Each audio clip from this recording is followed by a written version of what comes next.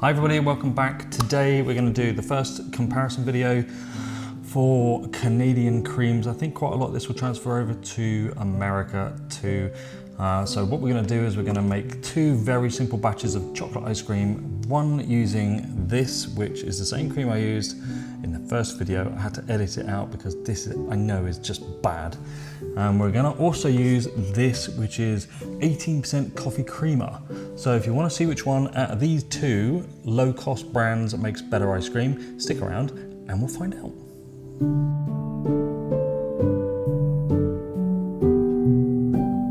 So, why was this so bad? It's difficult to say really, you know, but when you look at it, 33% fat content. Ingredients: cream, milk, that's the same as every cream. Cellulose gel, carrageenan and cellulose gum. It has 0 sugar. Yeah, there's not a lot else in there really, just standard lactose kind of ingredients, but it did not whip well. 33% is probably as low as you want to go for whipping cream. I'm not sure this would even hold up if you whip this and try and keep it for any period of time. It's just going to start to separate because the fat content's too low. I personally like 36 to 38% fat and up to whip successfully. Then you don't have to add all the stuff to it, apart from maybe a little bit of something to stabilize it. But to have the stabilizers in this and have that many stabilizers in this off the shelf, it's not ideal for making ice cream at all. The coffee cream. Now, again, this is just cream. So this is just 18% milk fat, coffee cream. It does have some sugar, so it's 1 gram per 15, so 1 tablespoon of cream, 1 gram per tablespoon. So we know a tablespoon is approximately 15 grams. So it's like 6.5% sugar. There's no sugar in the actual ingredients. It's just milk, cream and sodium citrate, which is sodium salt. That's often called sour salt. Sodium salt is a preservative and an emulsifier, strangely enough. It's used in a lot of, let's get this out of the shot. It's used in a lot of foods as a preservative. It has the sour taste and a salty taste. I think actually they use it in,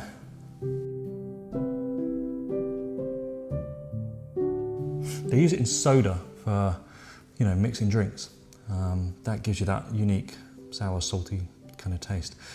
So we're going to need to account for the sugars in that. It's only 6%, it's not a lot. So what we're going to do is we're going to make a couple of, like I said, super simple chocolate ice creams using this, because it's all that's available in the supermarkets where I live.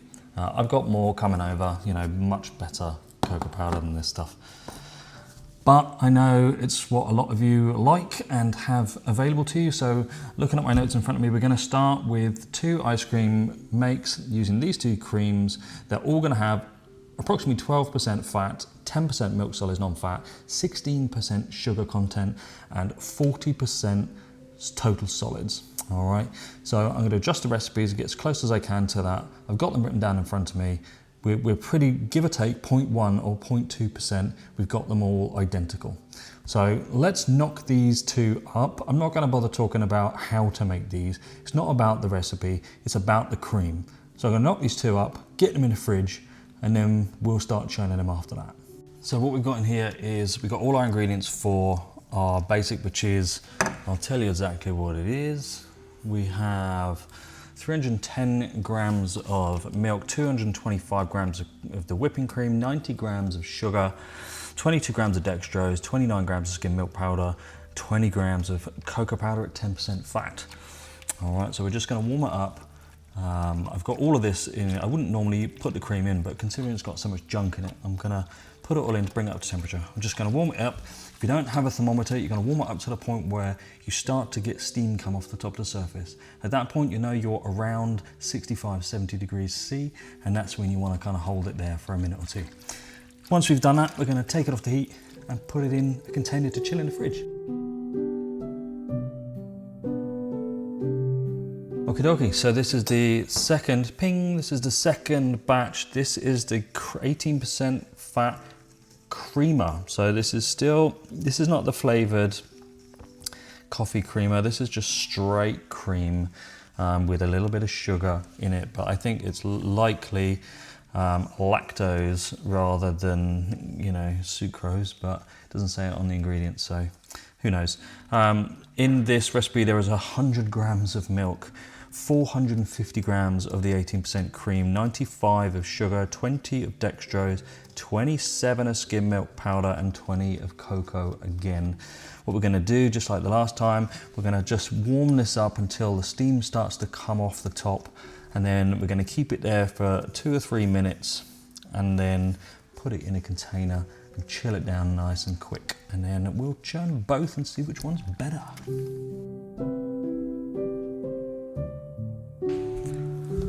Couple of things to note. Doing those two bases, they're both in the freezer and off fridge. This freezer is really nice. It's got like an automatic ice maker built into the bottom. I'm actually just able to put the containers straight in to the ice bath. It cools it down super quick, transfer it to the fridge for the next, 45 minutes, and we're good to go. But making them on the hob, the 33% whipping cream, which is Dairyland brand, that had a very unusual texture. You could tell it was over-stabilised already, just the cream, before doing anything else. And as you heat it up, the base thins out and you don't get a traditional custard thick base to it. So it's very watery. This is likely down to how they make the cream. I don't know. I don't work in a dairy, but I've made enough ice cream over the years to know what is good cream, what is bad cream. The 18% creamer, and I just want to emphasize again, let me just grab it out of the fridge.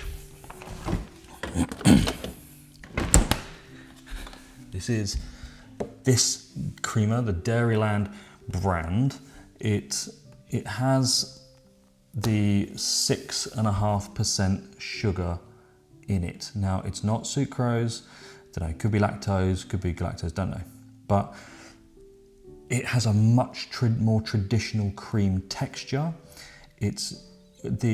By heating it up, it proves it's not overstabilized because it didn't separate at all. And it's got a thicker, denser kind of feel to it. Yes, it's much lower in fat, 18%. You wouldn't be able to whip this at 18% fat. You need 34% minimum really to whip. You can whip 32% cream, but just not very well. It's not very stable at that point. But this so far is winning out. Obviously there was a lot more of this in the recipe, 450 grams I think it was, versus 100 grams of milk. But this is to see which result makes the best ice cream. Not interested in what it is to drink or use in other foods, ice cream. This channel is about ice cream. So let's get these bases chilled completely and we'll pop them in the new machine, see which one churns better. Okay, the bases have been in the fridge for a few hours now. We're going to get the machine fired up and get it chilled down before we put the first one in to churn. So, how do we do it? Remember, turn the dial, press the button, and I'll be back in 10 minutes. Okay, this is the first one that's going in. This is the 33% whipping cream. It's got a very watery consistency, like I mentioned earlier. It's improved a little bit while sitting in the fridge, but let's get it in churning.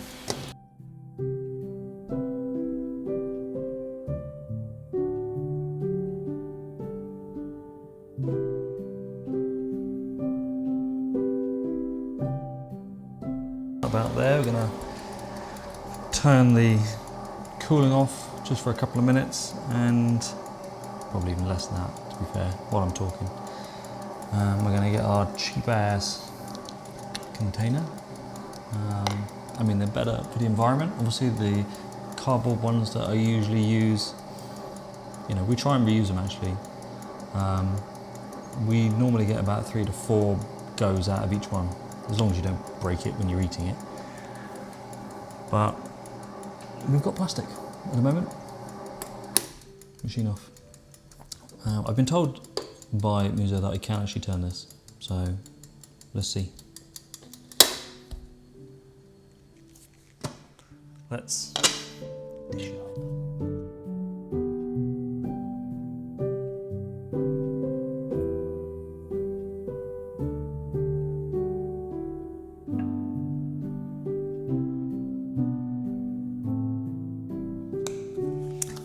Okay, not a lot of overrun because it's a tiny little batch. Something to note in all ice cream machines is if your base doesn't come up to the second level of the dasher, you won't get a lot of overrun because it needs that to incorporate the air as it turns around. So you'll end up with something like 10%. There's still some more in the machine here. So you'll end up with 10% kind of overrun at that stage. So it's always best to determine what is the right amount of base to put in each machine to give the right amount of overrun. But for now, this is number one. I don't have any means to identify that this is the cheap ass cream, so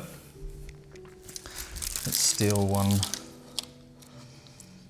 of my daughter's stickers. We're gonna go for that sticker there. That's the one that indicates this is the 33% cream with all the crap in it. Gonna get it in the freezer and then we will churn the next one.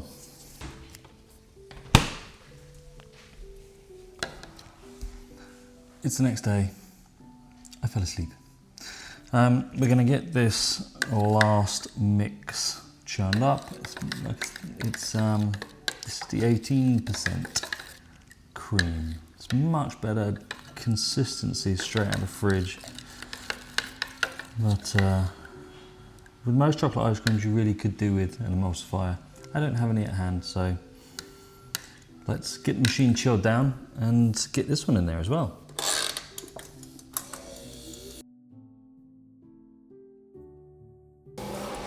Okay, we're about ready. It's much better churning texture and consistency, so we're just going to give this a minute and then we'll get this out into our container and then pop it in the freezer just to harden down for a couple of hours.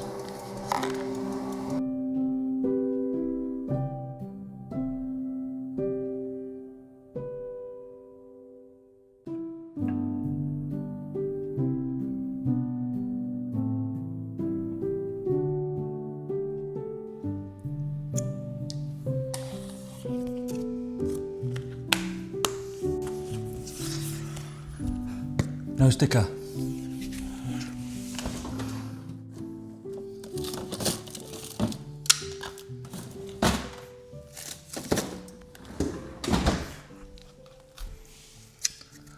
Two chocolate ice creams made with two different creams, and if you remember, we have our sticker, which is a unicorn, and no sticker, which is the other one. So we've got 33% whipping cream with loads of stuff added to it from the store, and then our 18% coffee creamer, which has only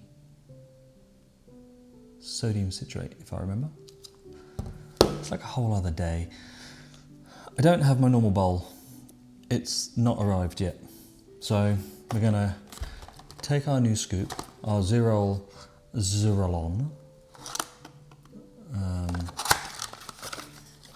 let me just give it a quick wash.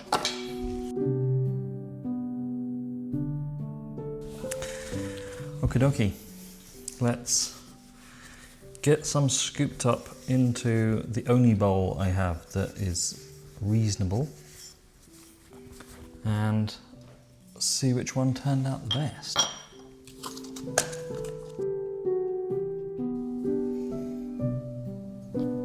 It doesn't look great.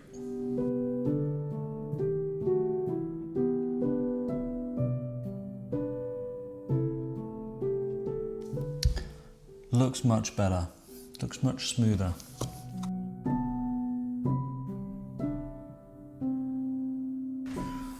Okay, so 33% whipping cream, 18% coffee creamer in that order. So I'll put a little thing up on the screen, let me get into the middle. I'll put a little thing up on the screen to show that this one is the 33% whipping cream and this one is the coffee creamer. Let's see. The whipping cream broke apart when I put the spoon in.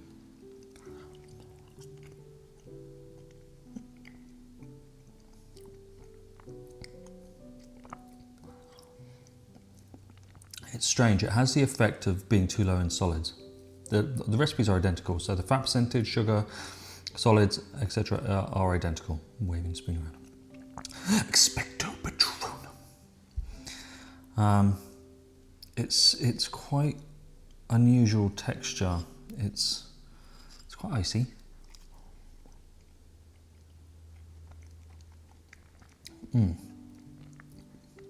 Doesn't have a good mouthfeel. Actually, UK single cream does this. It's something to do with the makeup of the actual cream itself.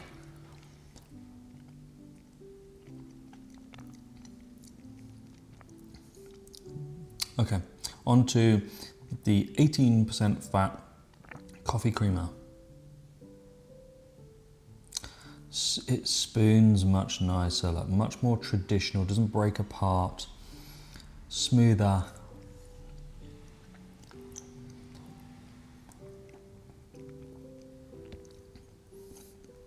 Much nicer ice, crystal size. Very, very smooth on the tongue. For an unstabilised ice cream, that's okay. I mean, it tastes like Hershey's, but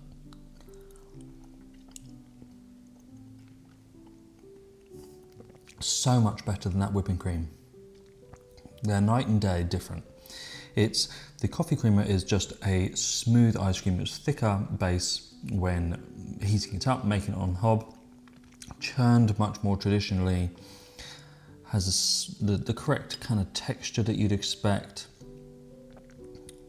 It's smoother to scoop, it doesn't fall apart, it's nicer on the tongue.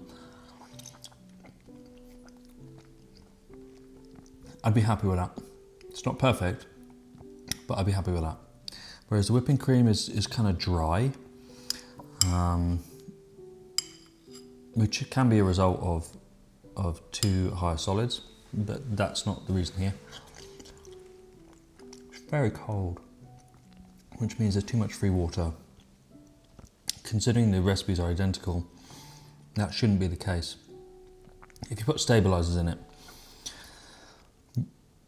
this one will probably be okay, because this one just had sodium citrate in it, and it would probably take that stabiliser quite well. This one I don't know what it would do, but well, I do know what it would do.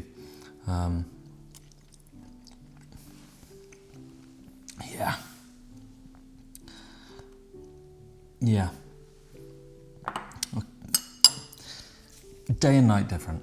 So the Dairyland brand, the 33% whipping cream versus the 18% coffee creamer. The 18% coffee creamer wins hands down. We're gonna keep the ice cream in the freezer. We're gonna work on the next comparison video, which is going to be the Lucerne brand cream. And we'll see how they compare. Then we can compare all of these things in the last video, the third video, where we get out the big boys, the luxury creams. So thanks very much for watching. Don't forget to like and subscribe, and we'll see you next week for the next Canadian cream comparison video.